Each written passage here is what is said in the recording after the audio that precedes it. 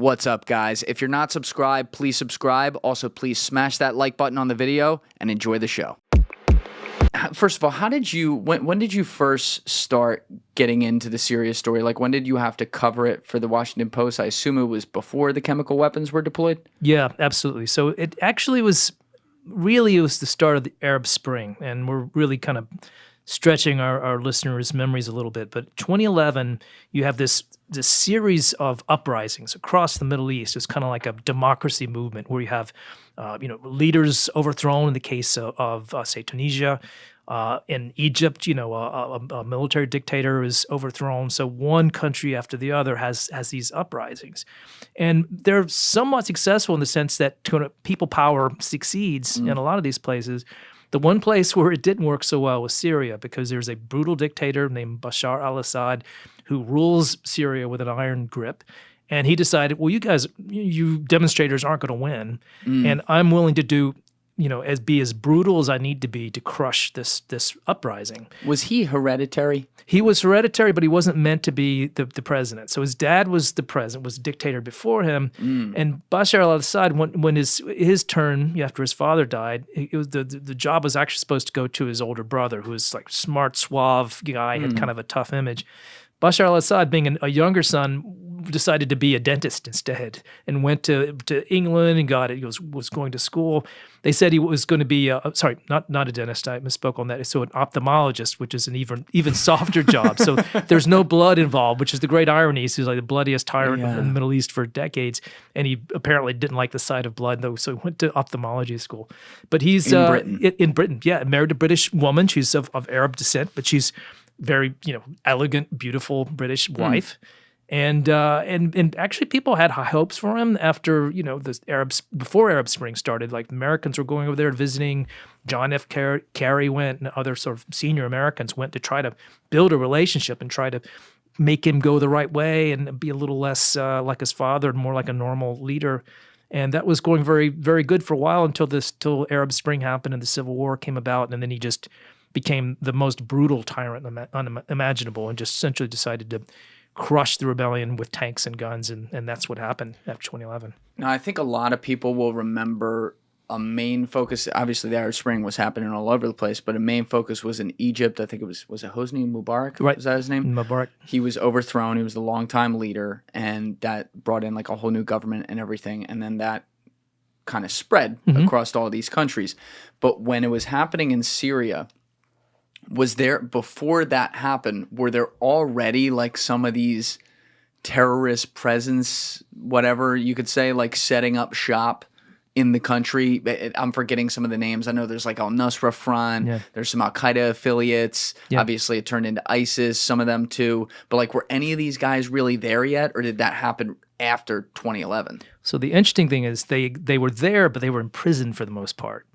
And one of the things that Assad did after the uprising started was to try to turn it into, for public relations purposes, an uprising by extremists. So he tried to say, well, the people who are opposing my regime, they're fanatics and they're terrorists and horrible people. And as a self-fulfilling prophecy, or to kind of make that happen, he actually let a bunch of these bad guys out of jail. Oh, my God. And some of those ended up kind of reforming into groups. But more importantly for the sort of the history of this civil war was they invited their buddies across the border in Iraq, and that's where the real bad guys were. That's where Zarqawi, who the leader of Al-Qaeda in Iraq, had developed this movement, which became ISIS later. Right. So ISIS came over pretty much by invitation because there was a war going on. What a great place for a terrorist group to thrive. They've got plenty of weapons. They've got safe places where nobody's coming after them. A great opportunity to recruit.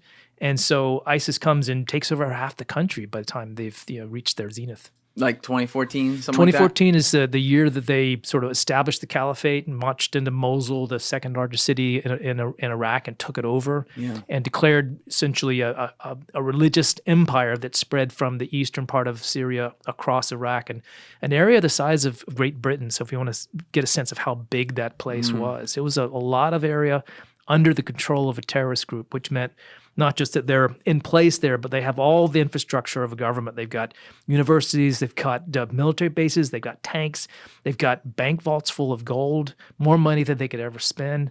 That's why the caliphate was so dangerous, because it just was terrorists plus, state infrastructure and wealth and weapons, and it just made them extraordinarily dangerous. In the middle of all this, I mentioned this a few minutes ago, so I'd love to get some context on where they were during this. But have you ever read Nadi Murad's book?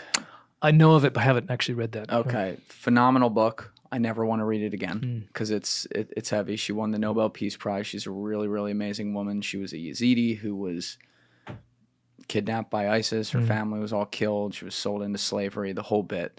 But a lot of her story charted out those earliest days of the caliphate for me, like geographically, to see where things were. And the crazy part is that on the northern part of Iraq and along the southern part of Syria, there's like the Peshmerga and the Kurds, who are these poor people who don't have a country, which is kind of wild. But like, where are they in all? Like, that's what I didn't understand about ISIS being able to get into Syria. They had to go around the Kurds to do that, right? So did they just let them do that? In the beginning, they didn't have much choice because the Kurds didn't really, they had their defense groups, but ISIS just kind of bulldozed right through there, particularly in areas where the Yazidis are more populous, because that's kind of, that's a weak underbelly, so they're able to kind of push right through. The Kurds didn't really start fighting back until we helped them. And there was this interesting moment in 2014 where a lot of the Yazidis in particular were besieged on a mountain, and the Americans dropped first aid, and then they began to arm the Kurds in a way that they could start fighting back. And that was the beginning of pushing the ISIS back. When Raqqa, so the ISIS capital in Syria, was liberated, it was mostly because of these Kurds back with American forces, essentially as intelligence and as ISR, like the drones and airstrikes. But they were the sort of the shock troops that pushed ISIS out of those areas. And the only reason that ISIS hasn't come back really is because of those Kurds and because we still back them today.